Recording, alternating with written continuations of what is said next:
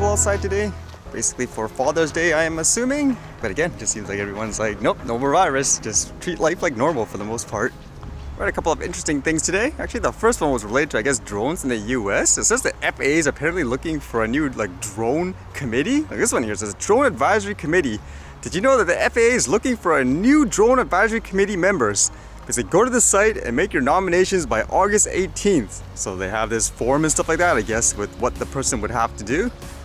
Reading some of these points made me think of this other thing that I read, which was in relation to the FAA and all that. It says, the membership must be fairly balanced in terms of points of view represented and the functions performed.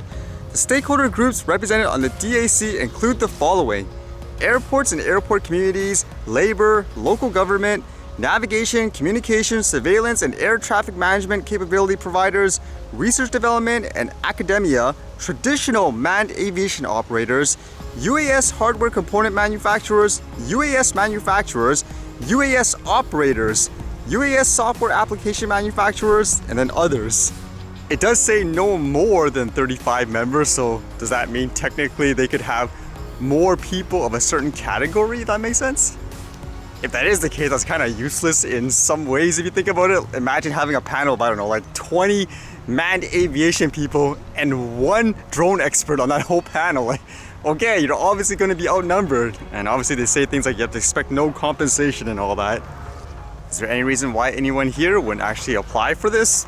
With that in mind, I guess the FAA recently had a meeting with various, I guess you could say, stakeholders and officials to discuss about things like drone regulations, how to proceed with it. And they did it through a video conferencing, with Zoom and all that. And what I thought when I was watching this was, holy smokes, this whole panel, most of them, they're not actually drone experts. Again, they're traditional manned aviation people and all that. Very few actual drone experts, from ground up. So while there were quite a few points, ultimately it comes down to they're trying to say, okay, we need to find a way to make these drone operators be safe and find a way to use what we already know about the airspace and apply it to them or get them to accept it.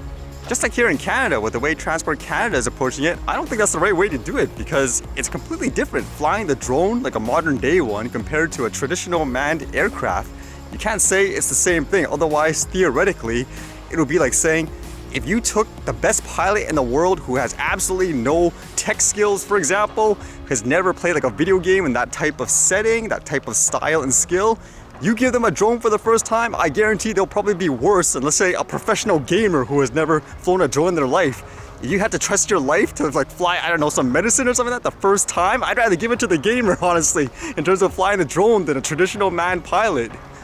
To my knowledge, even the military recruits gamers to basically run their drones. I mean, there has to be a reason for that, correct? It has a similar type of skill set there. So with that thought, that was kind of the main point I was thinking about, because on one of this slide, here it says safety culture for drone operators. And what they want to do is establish, they say here, trust. A strong safety culture is enhanced by trust, a firm belief in the honesty and reliability and ability of others. Trust is a two-way street and assumes all stakeholders, individual and organizations, are committed to doing the right thing to ensure safe and successful operations. And you can basically hear all these points straight from the person himself. Trust. This was the big item. This was the hot ticket issue. This is the one issue that came up over and over when we discussed what it was going to take to get the drone community into adopting an aviation safety culture. Trust is a two-way street. Operators, stakeholders must trust that regulators and authorities will be transparent. Trust promotes confidence amongst operators, stakeholders, and regulators, and leads to a cooperative environment for the sharing of safety-related information, data, and ideas. It makes me think of the point where a lot of this mentality revolves around, people like this with more traditional manned, aviation types of background and way of thinking. It's more about the mindset of you are getting into our space, so that's why you need to abide to our rules. But I would argue, actually, in many cases, it's the other way around. It's more like you are coming into this space here, more close to the ground level, and you should try to adapt to what we're doing, if that makes sense. For myself, I fly something that's basically purchased from the store. It's basically pre-built. I just want to fly the thing and capture some great image or videos. Whereas a lot of people would say they've been flying things like, for example, like a model aircraft for years at pretty low levels, no accidents or anything like that, yet for some reason even they are basically tied down to this, saying, nope, you are a hazard all of a sudden, so you have to abide by our rules, as if you're flying up there, I don't know, like 2,000 feet in the same path as like passenger airplanes and all that. So for those who have a hard time understanding because you don't fly things like a drone, for example, think of it like this. Pretend you've been riding a motorcycle for over 20 years or something like that. You have an impeccable driving record on the road, no accidents or anything like that. Now all of a sudden, tricycles and bicycles, they've become really popular. You see them more on things like just people riding them, like I guess on sidewalks, like little kids, for example, like with a tricycle, or bicycles are basically being on the road, for example. Like there, it's not, okay, let's take my 20 years of riding a motorcycle in the middle of the highway, try to dump that into a bicycle rider and say, hey, follow this. Instead, you actually took the time to just invent a really simple system to say, you stay on your side, we stay on ours, so to speak. Or like a kid riding a tricycle. Again, it's a kid riding a tricycle in, like, say, their own neighborhood, like in a block. Why should there be a car on the sidewalk, for example? You got bigger issues to worry about if this car is driving on the sidewalk. Or you could argue, say, okay, as long as you never ever go on the road. But there's cases, for example, even like with a tricycle, you could have a family where it's their turn to cross the street because the light is green on their side, cars should stop. They're gonna bring their kid with a tricycle and they're gonna cross the street, for example. They're not going to actually go in the highway. I mean, that's completely different. So you have to think of it like that too. And for things like flying the drones and stuff, that should come down more to height. If people are flying like at a certain height where there should be absolutely no manned aviation or anything like that, then in my opinion, don't overcomplicate it. Just say don't fly over X amount of height. If you need to fly over this X amount of height in this particular area, then you'll need to abide by things, for example, like they do as a regular manned aircraft. Like if someone actually wants to do like a drone delivery, like a humongous one at a huge height or whatever, then yeah, like regulate them all you want, but not like for someone using it for fun, for example, so low where there should not be any airplanes or anything like that. At the same time, who knows if this is all just for show, because it reminds me of like that Transport Canada meeting. It seemed like people brought in valid concerns and points, and their response to it for the most part was shrug shoulders, don't really care. It seems like they already wanted to do what they were going to do, so that would be the worry as well. And a note about trying to establish the trust. I know like here in Canada, after that police drone crashed into the helicopter, I personally don't trust Transport Canada that much, where this thing is based on safety. If you don't investigate that, then that makes me wonder what's your real motive for coming up with this stuff that makes absolutely no sense for the most part. And it actually got me thinking, because I was reading this related to the police and stuff like that, but it was about that shooting, remember, in Nova Scotia in Canada. And I guess some places they're reporting there was something fishy about the guy, like the actual shooter. They think he might have been working with the RCMP. I'm like, what? Like this one here says, the Nova Scotia shooter case has hallmarks of an undercover operation. Police sources say the killer's withdrawal of $475,000 was highly irregular and how an RCMP agent would get money. Gabrielle Wortman, who is responsible for the largest mass killing in Canadian history, withdrew the money from a Brinks depot in Dartmouth, NS on March 30th, stashing a carry-all filled with $100 bills in the trunk of his car. Sources in both banking and the RCMP say the transaction is consistent with how the RCMP funnels money to its confidential informants and agents and is not an option available to private banking customers. The RCMP has repeatedly said that it had no special relationship with Wortman.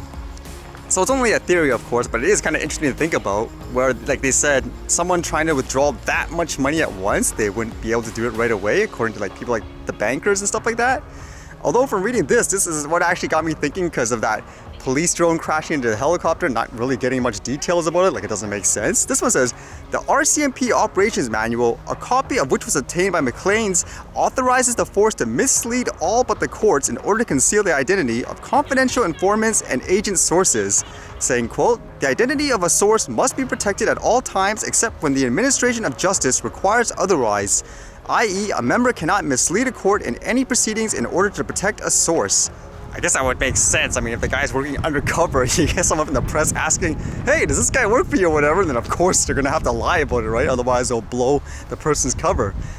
But that point did make me think, where they said if it's part of the manual where they can mislead, like say the public or whatever, except for the court, would that be the case as well with that drone crash? Because they wrote down there they were just climbing 300 feet and it crashed. Okay, there's something wrong with that. 300 feet, either that guy flying the helicopter was completely nuts, or there's something wrong with this drone operator where a helicopter 300 feet in your air, do you know how loud that is for you not to be aware? Like, holy smokes, you're really close to me. All the wind and all that, like there's no way in my mind. So it made me think like there, is it possible they were misleading the public, I guess you could say, or gave the Transportation Safety Board completely false information? And how does like, I guess the mainstream media actually get information like that out of them? Do they have to take them to court and all? Because again, I think it's actually important just for like a hobbyist and so forth, because this clearly shows if you don't take that seriously, then this thing has nothing to do with safety overall. It's more about being prejudiced against hobbyists for whatever reason. As well, I wouldn't be surprised with this story actually, with all that talk about the gun ban laws, like the assault weapons like they said, if this was actually a reason to ban that with this particular story, I wouldn't be surprised if those gun owners would actually say, we want more investigation on this now, because it actually might reveal more to say whether or not ultimately it was about whatever guns it was that they banned that keeps people safe, or was it more about this, like something related to like law enforcement. I even mentioned before, I don't use a gun or anything like that, but I don't see how that ban made a person like me safer. If anything, if the guy used illegal guns, it's more about things like border security. How did the guy get across the border, like all these guns and stuff like that? That would be my worry. I think that's a good thing for everyone, where if you're not particularly knowledgeable about a certain topic and then somebody or whatever just says, oh, we're getting rid of it for your safety, instead of just 100% saying, okay, it makes sense, actually do your research a little bit. Like, I just find it interesting, like with the gun stuff, I'm not knowledgeable about it, but apparently here in Canada, they said it's really strict. Like they have like police checks and stuff like that for firearm owners, like non-stop. If they want to, like say the police, they have the rights, they said, to, I guess, investigate your house and say, okay, let me see like where that gun is and so forth. To my understanding anyways, like that, I didn't know that, like in terms of a regular Canadian. I thought it was something like in the US, for example. Like, is that how it is in the US? You can just buy a gun, leave it in your house? Like that's not the case here apparently, but that's what most average people would think. Because an interesting thought on that too, if safety is actually based on real science and facts, not just based on theory and hysteria, here in Canada, the first real tangible crash with a drone and a manned aircraft came under the guidance of this current system, under like the transport minister, with all the training or whatever they said, and it still crashed. It wasn't a hobbyist, basically a person who practiced it, flies it safely. It was basically, I guess you could say, trained professionals under this system. So if facts are facts and it's not based on hysteria, something's wrong with that system. You can bet if that was a recreational guy, holy, you'd be seeing this in worldwide headline news everywhere.